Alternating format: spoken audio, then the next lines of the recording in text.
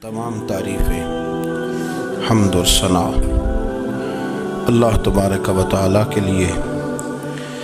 दुरूद व सलाम नबी अकरम नूर मुजस्सम शफ़ी मुअज़्ज़म अहमद मुज्तबा जनाब हज़रत मुहम्मद मुस्तफ़ा सल्लल्लाहु तआला अलैहि वसल्लम की ज़ाते वाला सिफ़ात के लिए हम्द व सलात के बाद अल्लाह करीम ने कुरान मजीद फ़ुरक़ान हमीद के दूसरे पारे के अंदर इरशाद फरमाया कि वल्लज़ीना आमनू अशद्दु हुब्बन लिल्लाह, फरमाया वो लोग जो ईमान लाए वो अपने रब से शदीद मोहब्बत करते हैं। अपने मालिक से, अपने राज़िक से, अपने खालिक से उनका मोहब्बत का रिश्ता है और वो शदीद प्यार करते हैं। दूसरी जानिब नबी पाक सल्लल्लाहु तआला अलैहि वसल्लम ने फरमाया, बुखारी मुस्लिम में मारूफ और मशहूर और उम्मत की जान है वो हदीस कि सरकार ने फरमाया कि तुम में से कोई उस वक़्त तक मोमिन ही नहीं हो सकता जब तक अपनी हर चीज़ से बढ़कर मुझसे प्यार न करे। अल्लाह से भी मोहब्बत करनी है और अल्लाह के रसूल से भी मोहब्बत करनी। मोहब्बत इस्लाम जो है ये मोहब्बत का दीन है। मोहब्बत जो होती है ये पूरे आलम को फ़तह कर देती है। मोहब्बत फ़ातिह आलम होती है। नफ़रत से आप कोई कामयाबी हासिल नहीं कर सकते। मोहब्बत एक ऐसी चीज़ का नाम है जो आपको दुनिया और आखिरत की तमाम कामयाबियाँ दे देती है। मोमिन जो होता है ना, मोमिन इसका खमीर ही मोहब्बत से बनाया गया है। मिशकात में हदीस है, नबी पाक अलैहिस्सलाम ने फरमाया काल अल मुमिनु मअल अफ़्व, फरमाया ये जो मोमिन होता है ना ये मोहब्बत वाला होता है। और हुज़ूर फरमाने लगे उस बंदे में कोई खैर ही नहीं, उसमें कोई भलाई ही नहीं जो ना मोहब्बत करे और ना उससे मोहब्बत की जाए। मोमिन मोहब्बत वाला होता है, उल्फत वाला होता है, प्यार वाला होता है, प्रेम वाला होता है। वो बंदे में भलाई ही नहीं जो ना प्यार करे और ना कोई उससे प्यार किया जाए। मोहब्बत का फ़रोग़ हुस्न है दीन का। आप देखें ना, नबी पाक सल्लल्लाहु अलैहि वसल्लम ने सहाबा के बारे में फ़रमाया कि मेरे सहाबा से इसलिए मोहब्बत करो कि ये मेरे सहाबा हैं। अहले बैत नबुव्वत का मामला आया तो नबी पाक सल्लल्लाहु तआला अलैहि वसल्लम ने अपने अहले बैत नबुव्वत को चादर के नीचे छुपा के और फिर हाथ उठा के कहा, ए अल्लाह ये मेरे अहले बैत हैं, मैं इनसे मोहब्बत करता हूँ, तू भी इनसे मोहब्बत फरमाना। आप ज़रा गौर करें कि ये मोहब्बत कहाँ कहाँ पहुँचती है। अल्लाह से, अल्लाह के रसूल से, हुज़ूर के सहाबा से, बात अहले बैत तक आई तो कहा है अल्लाह मैं इनसे मोहब्बत करता हूँ, तू भी इनसे मोहब्बत फरमा, और मेरे मालिक जो जो इनसे मोहब्बत करे तो उन सब से भी मोहब्बत फरमा। फ़रोग़ मोहब्बत, अशात मोहब्बत, तबलीग मोहब्बत बड़ा ज़रूरी काम है। लेकिन ना एक तो ये थी कि दीन के मामले में मोहब्बतें जो शरई मोहब्बतें कहलाती हैं, और एक हैं हमारी तबी मोहब्बतें। हुज़ूर सल्लल्लाहु अलैहि वसल्लम ने हमें हुक्म दिया है, फरमाया अपनी बीवी से बुग़्ज़ ना रखना। इसका माना ये हुआ कि कुछ लोग ऐसे हैं जो बीवी का बुग़्ज़ भी पाल लेते। मुकाबला हो रहा होता है मियाँ बीवी का, बहस हो रही होती है, एक दूसरे के खिलाफ दलाइल जमा हो रहे होते हैं, एक जंग मची होती है। फरमाया उससे बुग़्ज़ ना रखना। कोई आदत ना पसंद हो तो वो आदत देख लेना जो तुम्हें पसंद है, अदावत ना पैदा करना। हाँ, दीन ज़ारे बेजारी का हुक्म देता है पर उनके साथ जो रब रसूल के दुश्मन है। बाकी फ़रोग़ मोहब्बत में अपना किरदार अदा करो। देखे ना, हुज़ूर सल्लल्लाहु अलैहि वसल्लम ने फरमाया जिसने मोहब्बत के साथ माँ बाप का चेहरा देखा अल्लाह उसे कामिल हज का सवाब अता करेगा। लेकिन हदीस में जो हुज़ूर ने शर्त लगाई उस शर्त का ख्याल रखना है। किस तरह चेहरा देखना है? फरमाया माँ बाप का चेहरा देखो। किस तरह? अच्छा, ये हदीस बताती है कि कुछ लोग ऐसे हैं जो चेहरा देखते हैं पर मोहब्बत से नहीं देखते। अब्बा जी की कुछ बातें कड़वी भी लगती हैं ना, تو کئی دفعہ کچھ بچے چہرہ دیکھتے ہیں پر محبت سے نہیں دیکھتے، تو حضور نے فرمایا تو محبت سے چہرہ دیکھ، تیرے رسول کا وعدہ ہے رب مقبول حج کا ثواب دے گا۔ صحابی عرض کرنے لگے یا رسول اللہ صلی اللہ علیہ وسلم اگر میں 2 دفعہ دیکھوں؟ تو حضور نے فرمایا 2 حج کا ثواب۔ اس نے کہا حضور میں دن میں 3 دفعہ دیکھوں؟ تو فرمایا 3 حج کا ثواب۔ اس نے چوتھی بار کی بات کی تو حضرت ابو ہریرہ فرماتے ہیں حضور نے فرمایا تو جو پوچھتا رہے گا اور میں بتاتا رہوں گا تو بات ختم نہ کریں۔ حضور حکم کریں، فرمایا تو 100 دفعہ دیکھ اللہ 100 حج کا ثواب عطا کرے۔ بات کو ختم کرتے ہیں۔ تو جتنی دفعہ دیکھ اللہ تجھے اتنے حج کا، شرط یہ ہے کہ ذرا پیار سے دیکھ، ذرا محبت سے دیکھ۔ نفسیات کا ڈاکٹر بوڑھوں کو نیند کی دوائی کیوں دیتا ہے؟ وہ اس لیے دیتا ہے کہ ان کے بچے انہیں وقت نہیں دیتے۔ بچے کو بہلایا جا سکتا ہے، بوڑھے کو بہلایا نہیں جا سکتا، اس لیے کہ جو بوڑھا ہوتا ہے نا اس کے پیچھے پوری ایک داستان زندگی ہوتی ہے، تاریخ ہوتی ہے، وہ کبھی کسی چیز کا مالک رہا ہے، سربراہ رہا ہے۔ اولڈ ہاؤس پاکستان میں تیزی سے اس لیے بن رہے ہیں کہ بچوں کی جو خاص الفت تھی نا ماں باپ سے وہ رہی نہیں، ورنہ اگر ایک والد 6 بچوں کا خیال رکھ سکتا تھا تو 6 بچے مل کے ایک باپ کو بھی تو سنبھال سکتے تھے نا، ماں کا بھی خیال کر سکتے تھے نا۔ محبت کا فروغ جب ہو، آپ ماں باپ کو ٹائم دیں، ان کے پاس بیٹھیں، ان کے ساتھ تھوڑا وقت بتائیں، سارے معاملات ٹھیک ہو جائیں گے۔ ہمارے معاشرے میں نا تیزی سے نفرت کا فروغ ہوا ہے، نفرت کا فروغ۔ پتہ ہے اسلام نے غیبت سے کیوں منع کیا ہے؟ غیبت کا معنی یہ نہیں ہے کہ کسی بندے میں کوئی عیب نہیں پایا جاتا تھا تو آپ نے وہ بیان کر دیا، یہ غیبت نہیں، یہ تو بہتان ہے۔ کسی میں کوئی عیب نہ پایا جائے تو وہ بیان کرنا وہ غیبت نہیں، وہ تو بہتان ہے۔ غیبت کی تفصیل یہ ہے، تشریح یہ ہے، غیبت کی تعریف یہ ہے کہ کسی میں کوئی عیب پایا جاتا تھا، آپ نے وہ اس کی غیر موجودگی میں ڈسکس کیا تو اس کا نام غیبت ہے۔ وہ عیب تھا، آپ سچ ہی بول رہے تھے، آپ ٹھیک کہہ رہے تھے، عیب واقعی تھا، اور اسلام اس کو پسند نہیں کرتا۔ اسلام کہتا ہے کہ اگر تو سمجھتا تھا یہ عیب ہے تو جا کے اس کی تبلیغ کر، اس کو بتا، اس کو کہہ میاں یہ غلطی چھوڑ دے، تو نے ڈسکس کیوں کیا؟ آپ کسی شخص کے پاس بیٹھیں اور کسی دوسرے آدمی کی تعریف کریں، آپ کہیں کہ بڑا اچھا ہے، بڑا بامروت ہے، مہمان نواز ہے، با اخلاق ہے، وعدے کو وفا کرنے والا ہے، دیانتدار ہے، سچ بولتا ہے، آپ تعریفیں کریں۔ آپ کسی کے سامنے تعریف کریں گے نا تو بندہ کہے گا یار کسی دن ملاقات تو کرا، اور جب وہ ملے گا تو اس کی آنکھوں کے اندر ایک خاص کشش ہوگی، پیار ہوگا، ملنے کو جی چاہے گا، ایک خاص راحت ہوگی۔ یہ کب ہوگا؟ جب آپ نے کسی کی تعریف کر دی۔ لیکن اگر آپ کسی کی غیبت کریں گے، کسی کے بارے میں کہیں گے بڑا غلط ہے جی، لوٹ لیتا ہے جی، چور ہے جی، فاسق ہے جی، تو بندہ اگر کبھی مل بھی گیا تو اس سے سلام لینے کو دل۔ ہم نے پتہ کیا کیا ہے؟ تیزی کے ساتھ فروغ پایا ہے ہمارے ہاں نفرت کا ماحول، تیزی کے ساتھ فروغ پایا ہم نے نا، تیزی سے۔ آپ کھول لیں، کوئی یوٹیوب کھول لیں، کوئی ایسا چینل کھول لیں، بس لڑائی ہے، فلانا فلانے سے لڑ رہا ہے، فلانا۔ مذہبی لوگوں کی میں منت کرتا ہوں کہ خدا را دین کو اس طرح کا ماحول تو نہ آپ دیں کہ لوگ کہیں کہ ان میں کوئی شے ہے ہی نہیں، فلانا فلانے کا جواب دے رہا ہے، فلانا فلانے کا، اور بازاری زبان استعمال کی جا رہی ہے۔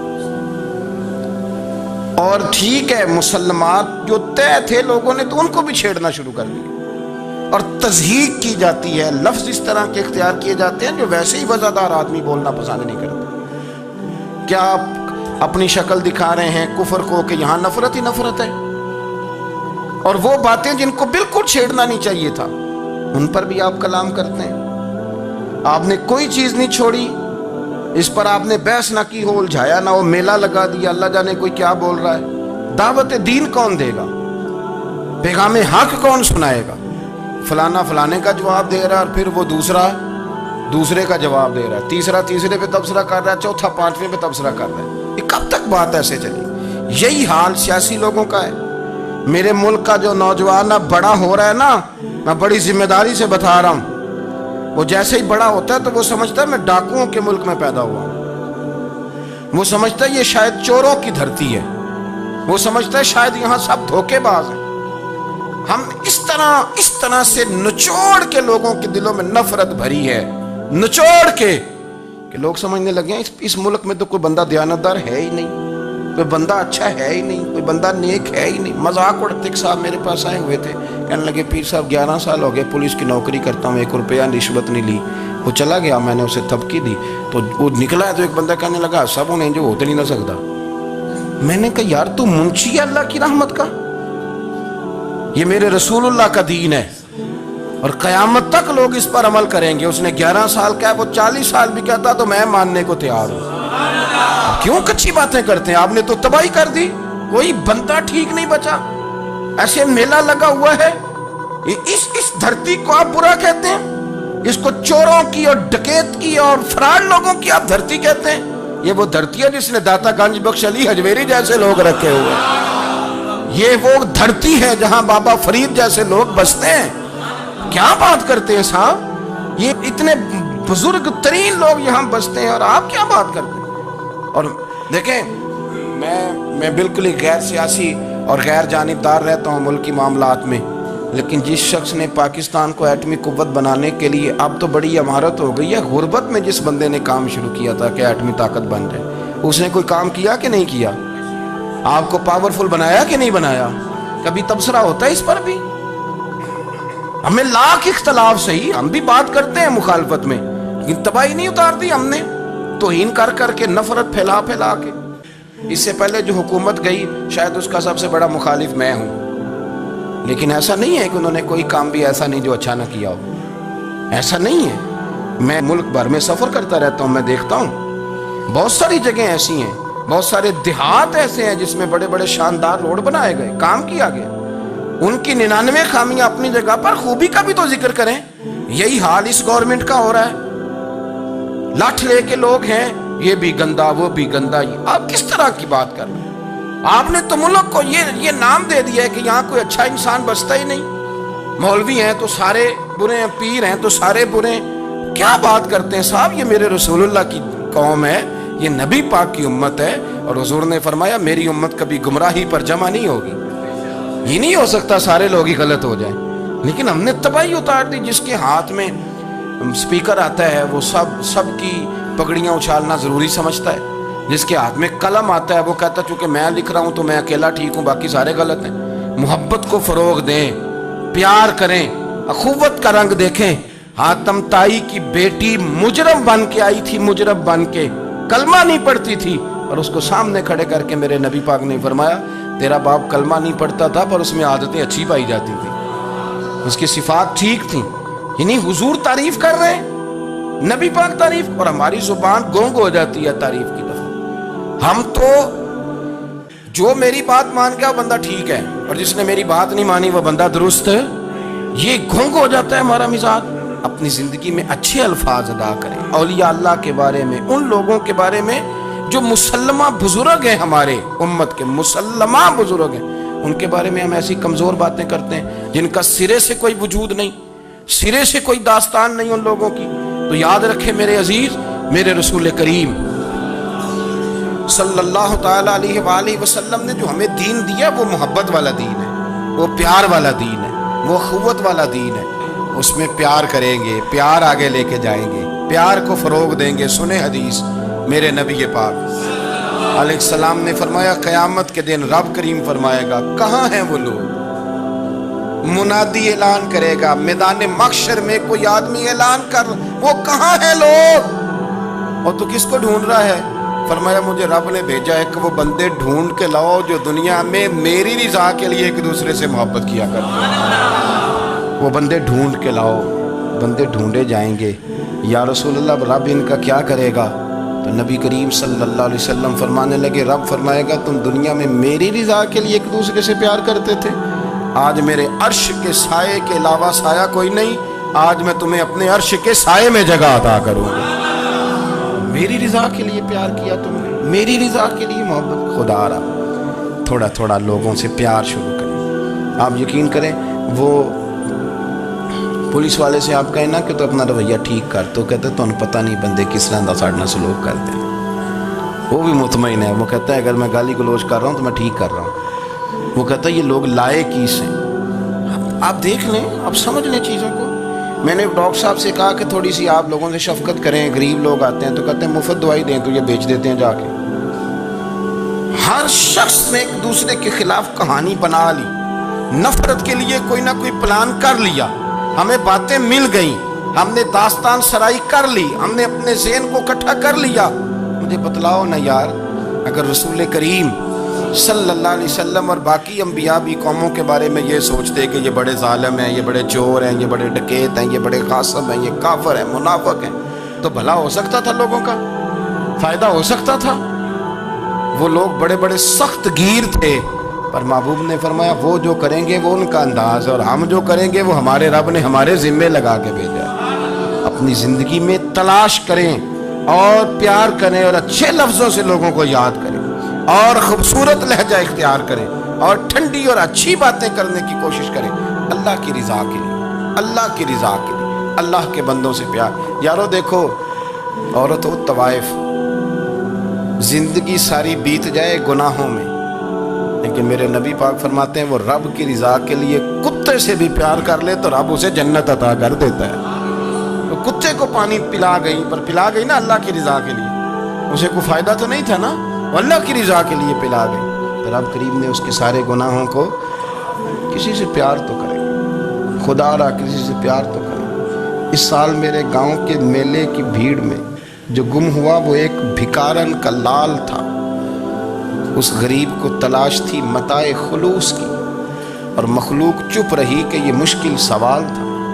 یار کوئی شخص ایسا بچا ہی نہیں جس سے لوگ امید کریں, توقع کریں کہ مجھے یہ اپنا کندھا دے گا, میں سر رکھ کے رو لوں گا. کوئی ایک ایسا شخص ملا ہی نہیں جس کے بارے میں لوگ کہیں کہ بڑا مخلص ہے. یار اتنی بڑی میرے محبوب کی امت, ہر حکومت غلط, ہر شخص غلط, ہر بندہ برا, ہر جماعت بری. اللہ کی رضا کے لیے کچھ لوگوں کے لیے فروغ محبت کا بھی فریضہ سر انجام دے. کیسے لوگوں کو یہ بات سمجھائی جائے؟ حضرت ابو ادریس خولانی رضی اللہ تعالیٰ عنہ تابعی ہیں. حافظ منذری نے الترغیب و ترہیب میں لکھا ہے, فرماتے ہیں کہ حضرت ابو ادریس خولانی کہ میں دمشق کی جامع مسجد میں گیا تو میں نے ایک چمکدار چہرے والا, سیاہ داڑھی والا, چمکتے دانتوں والا خوبصورت نوجوان نبی پاک کی حدیثیں بیان کرتا دیکھا. اس کے چاروں جانب حضور کے غلام بیٹھے تھے. میں نے ایک شخص سے کہا یار بڑا حسین چہرہ ہے, بڑا ہی خوبصورت انداز ہے, کون ہے بندہ؟ انہوں نے کہا آپ نہیں جانتے, یہ صحابی رسول حضرت معاذ ابن جبل ہے رضی اللہ تعالی عنہ. حضرت معاذ ابن جبل کا انتقال بھی کوئی 40 سال کی عمر سے پہلے ہو گیا تھا, لیکن ان پر حضور کا اعتماد اتنا تھا کہ حضور نے اپنی حیات ظاہرہ میں گورنر بنایا ہی نہیں. سنے چمکدار دانت, حدیثیں بیان کر رہے ہیں. حضرت ابو ادریس خولانی رضی اللہ تعالیٰ عنہ کہتے ہیں رش بڑا تھا. میرے دل میں خواہش ہوئی کہ آج تو لوگ زیادہ ہیں, کل آؤں گا, ملاقات کروں گا. کہتے ہیں اگلے دن میں اپنی طرف سے سب سے پہلے گیا, پر حضرت معاذ ابن جبل تو مجھ سے پہلے مسجد میں موجود تھے اور وہ نفل پڑھ رہے تھے, اللہ اللہ کر رہے تھے. تو میں نے ان کے ساتھ سلام لی. فرمانے لگے کیسے آئے ہو؟ تو میں نے کہا حضور کل آپ کو دیکھا ہے, آپ کی باتیں سنی ہیں, تو گویا آپ کا تو چہرہ ساری رات میری آنکھوں کے سامنے رہا, تو میں تو سویرے زیارت کی غرض سے حاضر ہوا ہوں. اللہ کی رضا کے لیے مجھے آپ اچھے لگے, اللہ کی رضا کے لیے. کوئی بندہ ایسا بھی تو ہو نا, کوئی غریب, کوئی مسکین, کوئی عالم, کوئی صوفی, کوئی درویش, کوئی ذاتی تعلق نہ ہو, تعلق کیا ہو؟ اللہ کے لیے. آپ مجھے اچھے لگے. حضرت سیدنا معاذ ابن جبل فرمانے لگے واقعی ایسا ہی ہے؟ عرض کی حضور بالکل ایسا ہی ہے. تو فرماتے میں نے چادر لی ہوئی تھی, حضرت معاذ ابن جبل نے میری چادر کو پکڑ کے کھینچا, فرمایا پکی بات کر یار. میں نے کہا حضور پکی کر رہا ہوں. تو فرمانے لگے سن, پھر میں نے نبی کریم سے سنا ہے, رسول کریم علیہ السلام نے فرمایا جو دو بندے رب کی رضا کے لیے پیار کرتے آپس میں, اللہ ان دونوں سے محبت فرماتا ہے. سن پھر اس کو یاد رکھنا, اللہ ان دونوں سے محبت کرتا ہے.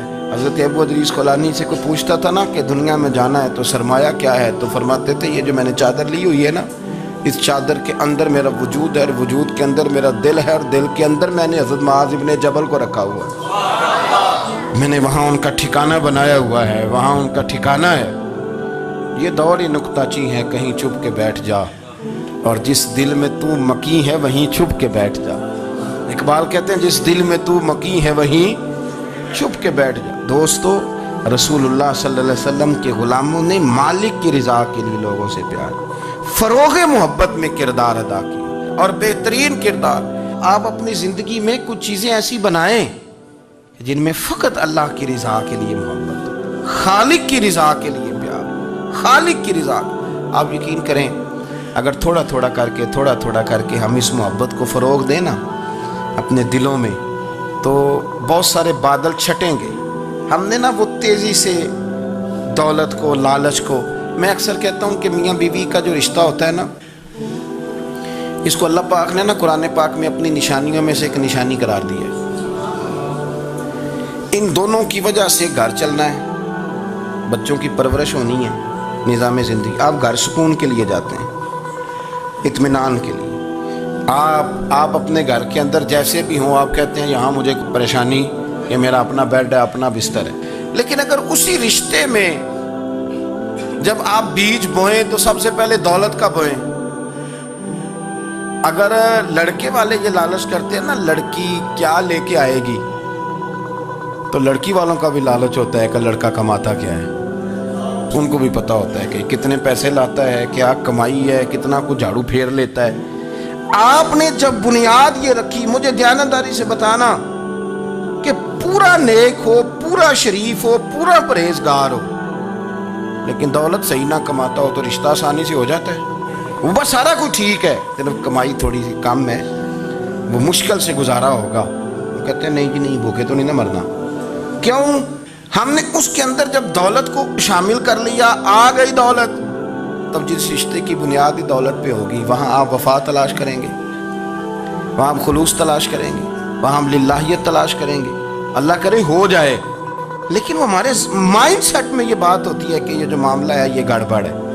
اگر رضا الہی مقصود ہو، اگر اللہ کی رضا مقصود ہو، حضرت فاطمہ بنت قیس ایک صحابیہ تھیں، انہیں طلاق ہو گئی، ان کے لیے دو رشتے آئے، ایک حضرت عبد الرحمن ابن عوف کا مالدار ترین آدمی تھے، اور ایک حضور کے غلام تھے، وہ بڑے غریب تھے، مسکین تھے۔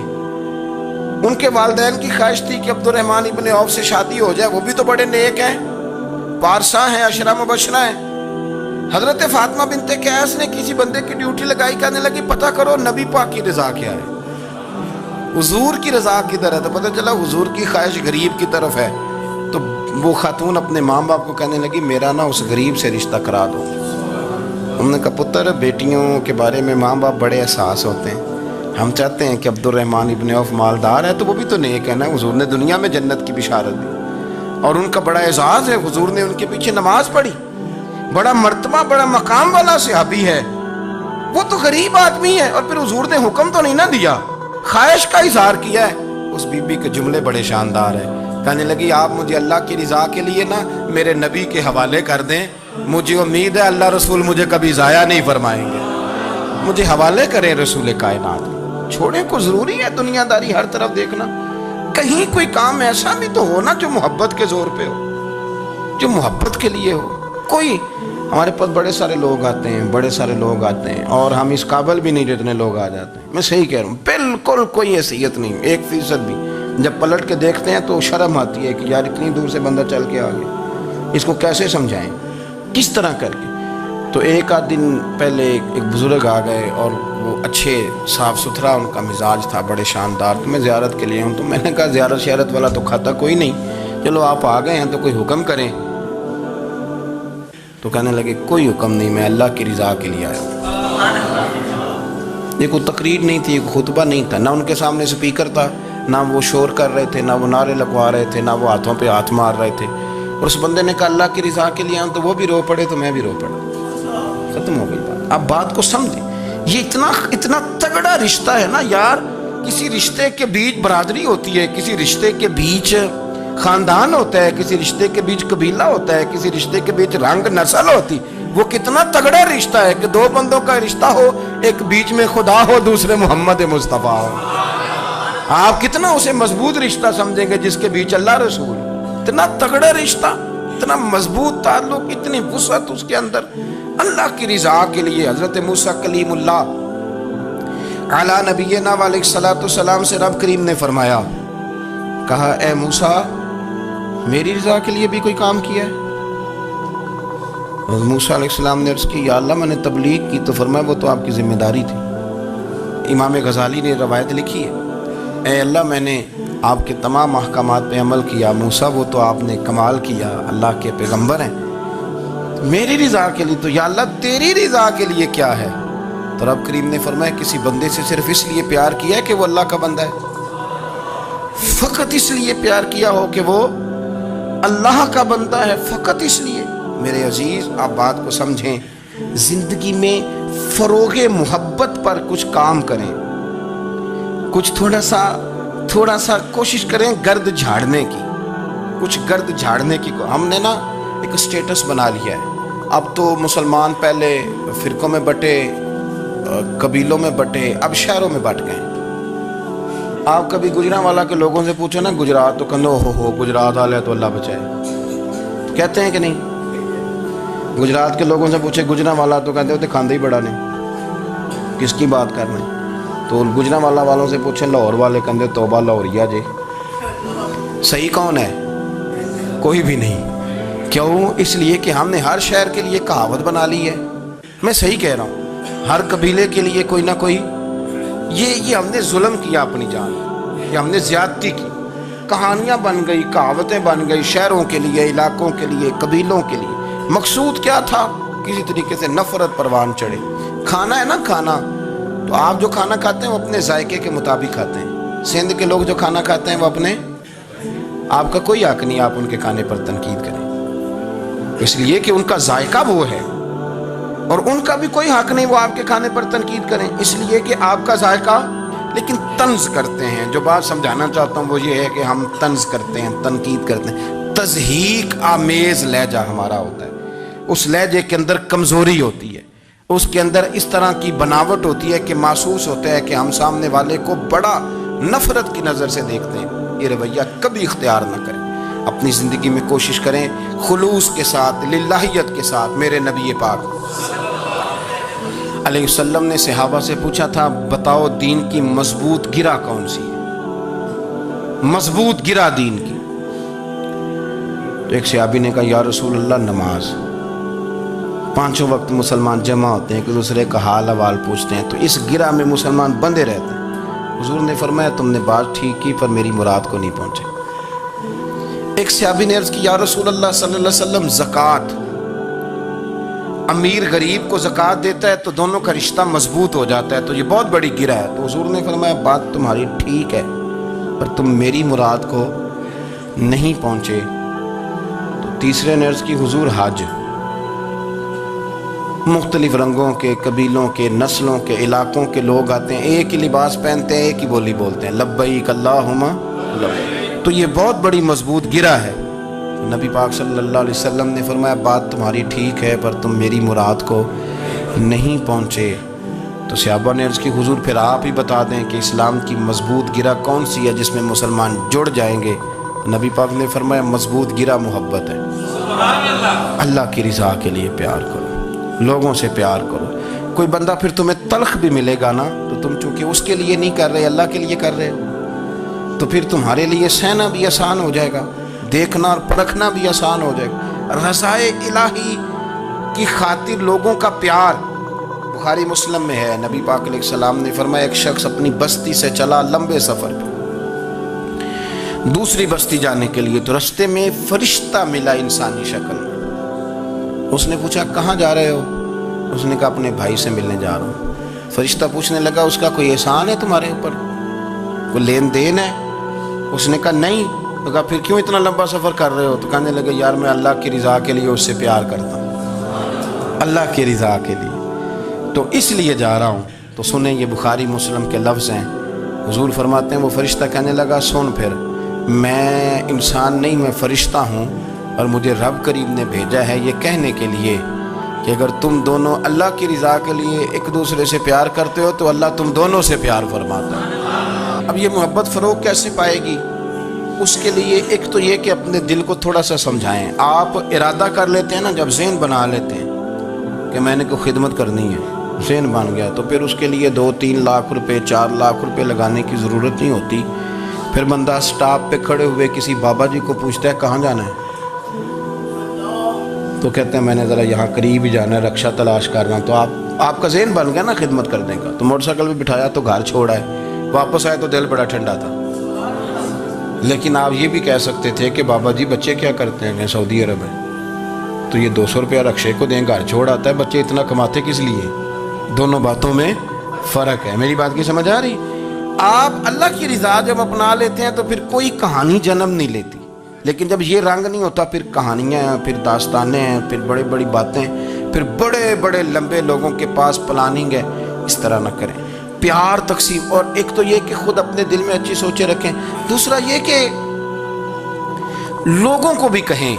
جب آپ کے سامنے لوگ بات کر رہے ہوتے ہیں نا، میرے سامنے ایک صاحب نے کہا کہ وہ ہمارے جو محلے کی مسجد ہے نا، اس کا خزانچی مولوی صاحب کے ساتھ مل کے 40 لاکھ روپیہ کھا گیا.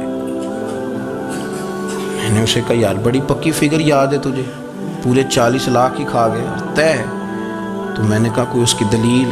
کہنے لگا جی وہ بڑے پیسے کھائے ہیں، سب کو پتہ ہے. میں نے کہا سب کو پتہ ہونا کام نہیں، اس پر باقاعدہ شرعی گواہ ہونے چاہیے. کہہ دیتے ہیں نا ہم.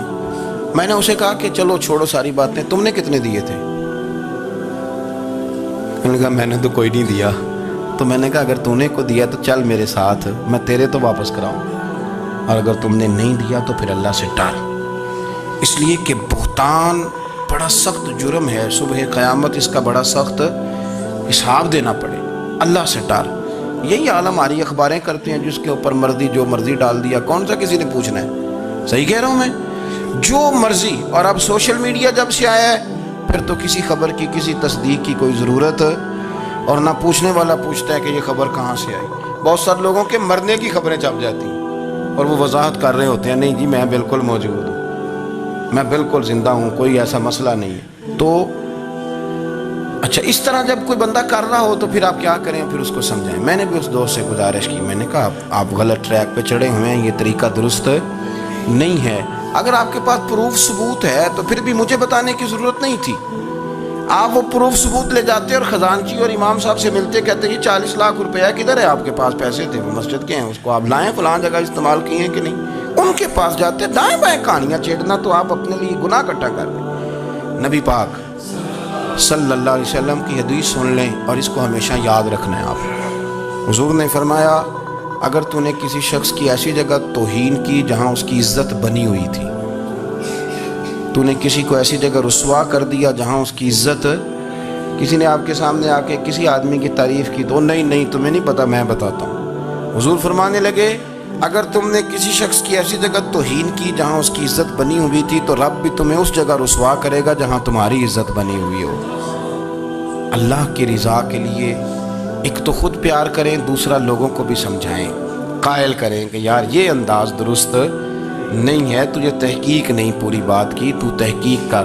دعا کرتا ہوں اللہ میرے ملک کو، میرے وطن کو، امت مسلمہ کو محبت، پیار اور خلوص کی توفیق عطا فرما. آخر دعوانا